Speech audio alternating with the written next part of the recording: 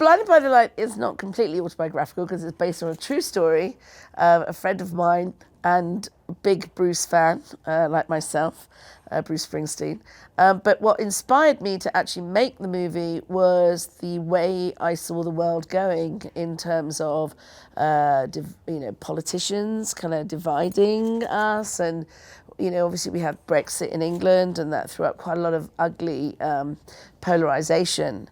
And whenever I see people being divided for other gains, it really bothers me. So as a filmmaker, I kind of wanted to use my voice to make a film that sort of highlighted that, put a spotlight on that, but showed the other side, how the other side could work.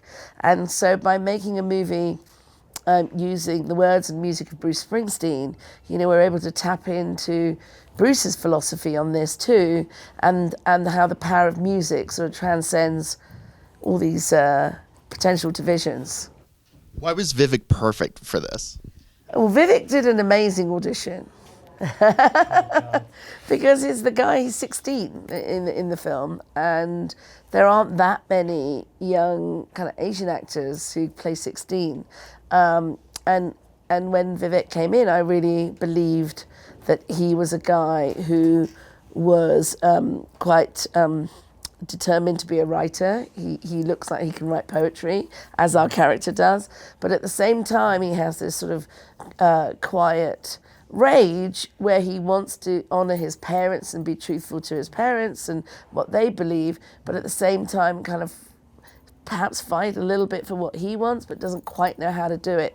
And so Vivek has this fantastic sensibility where he's able to make you feel a million things at once, which is what our lives are as sort of British Asians, where we're constantly going, I want to do this, oh, my mum won't let me do that, or I want to do that, oh, but what will my dad say? And so, we live those divisions all the time, and of course Vivek lives that too.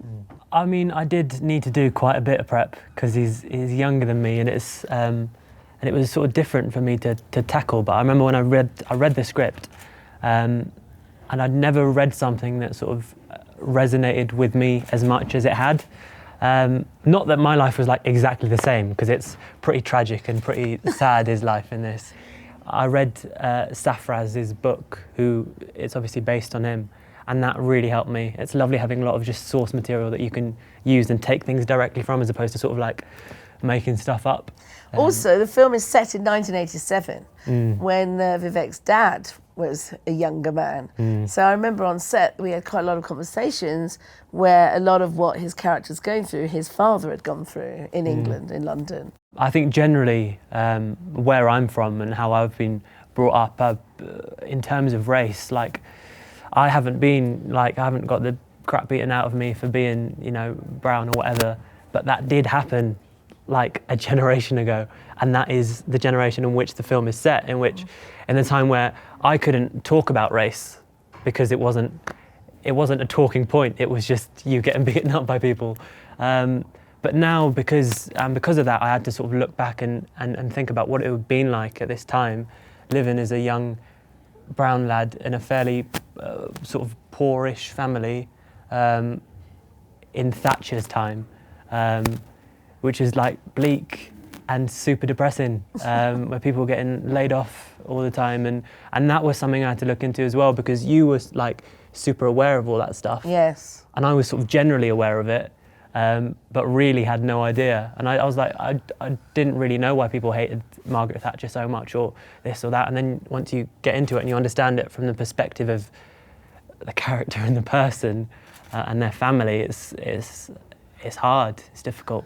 One of the most tragic things is our character loves music, and he has a Walkman, and he didn't know how to use Walkman, so we gave him this Walkman, and he was looking to see where to plug in. No, I knew how to do Walkman. I just didn't know how to use a record player. No, you didn't know how to put a cassette in. I remember he was looking at the cassette going, where? So that was quite funny. But yes, there's another moment where his character puts a Bruce record, puts The River onto a turntable. That was honestly about 25 takes. Yeah, I couldn't put a record onto he a said, thing. he goes, what do? I don't know what to do. And like, you realise, my God, and he's holding this record up, this vinyl, and he's looking at this thing and this player, and he's like, okay, what do I do? So I showed him. I said, well, you take it out of the sleeve, you see the hole there, you put the hole of the vinyl in that, and then you let it drop and pick up the head and put the needle on. So this is me directing. And so he goes, okay, I can do that. So we're like, okay, roll, camera, ready, let's go. And he takes the record out, puts his fingers all over the record because he doesn't know. And then the hole there, where the spindle, he's like, gets the record and he's going like this, like he's stuffing it on like this, with his hands like that. We're all going, no. Everyone like over 35 in the crew is going, oh my God. It was like an original Bruce. Original Born to Run, wasn't it? The River. It was The River. Oh my God. How involved was Bruce in the production? Well, we couldn't have made this film without Bruce, because it's his life's work. I mean, we have 17 Bruce songs in the movie, and lucky for us, Bruce was aware of Safraz, whose book the film is based on, because Safraz is what we call a super fan, and he has seen Bruce about 150 times all over the world, and so Bruce has got to recognise this kind of Pakistani kid with a big afro, and he's turned up at places and gone, what are you doing in Pittsburgh, man? And things like that. So he was aware of Safraz, and in 2010, Bruce came to London for the premiere of his movie, The Promise, and I was invited to the British Film Institute where we were having the screening. So I took Safraz as my +1, and we were both on the red carpet, and we both had our cameras, we had flip cameras at that time, and we both had our cameras pointed at each other so that when Bruce walked past, we take a picture of both of us in the same frame. That's how crazy we were. So as we were both waiting there and he was coming, we were going, he's coming, get ready, put it on, I've got it on, put it on. As he came like this, he bananaed off the carpet and went over to Safraz and said, man, it's you. And I went running over with my camera, and he said, I read your book. Someone sent it to me. So then Safraz sort of fainted in a heap on the floor. Like, oh my God, you read my book. And then I jumped in and said, we want to turn it into a movie. Will you support us? We can't do it without you. It would be great. I made Bend It Like Beckham. You must have seen it. All this rubbish I said to him. And he was like, sounds cool. Talk to John.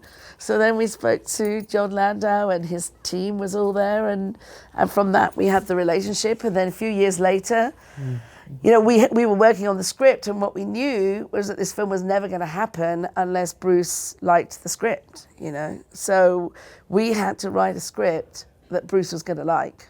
And that was really, we weren't making it for anybody else but him, writing that script for him. And then we sent him the script, and he was like, yeah, it sounds pretty good. Give them what they want, kind of thing. And then that's how we ended up with this amazing soundtrack. But I think, you haven't seen the film. No one's seen the film because tonight is the first screening for an audience. And in the film, what we show is, even though our character is 16, Pakistani, living in Luton, which is like an industrial town 25 miles out of London, the character is yearning to get away, in a similar way to Bruce was yearning to get out of New Jersey. And so what Bruce was writing about at that time, what he held dear, completely, works with our character, a decade or so later in Luton. And so it's the power of his music and music in general to transcend those cultural boundaries that's where the film sort of succeeds, I think. And that's ultimately what Bruce liked, was that it wasn't a film about him, but it was taking the legacy of what he was about.